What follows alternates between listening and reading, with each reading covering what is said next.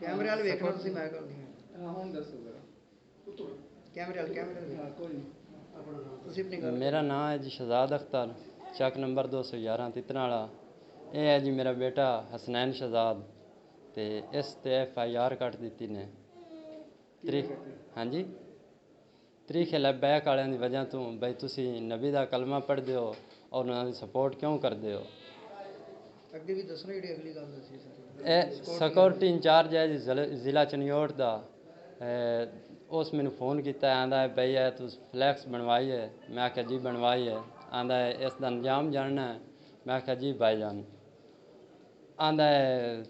अगां साडा एक अशरफ भाई है वो अशरफ गोंद वाले 211 तितर वाले वो तस्वीर आई नाल आंदा है वो की करदा है मैं क्या भाईजान मेहनत मजदूरी मोड़ मोड़ पूछी जाता जी तुसी करदे कि मैं ना मेहनत मजदूरी करने और कुछ भी नहीं करते आंदा केड़ी मेहनत मजदूरी मैं खन जो करदे ही मेहनत मजदूरी है अगा तो उसमें पूछ के की करना तो उस तो बाद ओदी काल आई है तो आंदा है भाई ये तो इत्थे FIR हो गई है मैं कहा ठीक है भाईजान तुसानू जिस साड़ी ज़रूरत पवे असीं पेश हो जिसां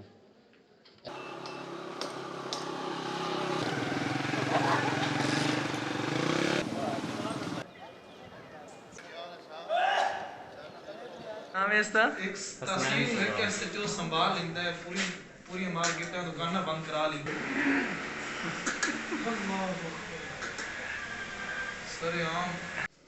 ये अगर वो आप कहना भाई नहीं वो काका ठीक है तो अपना भी फोटो बनवा वाला बोल रहे हैं फोटो है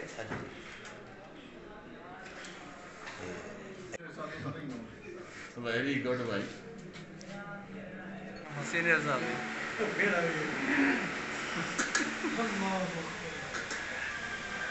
यहाँ जोर निशान हम और मुमिनीन निशान मुस्ताफी की बूटे रखें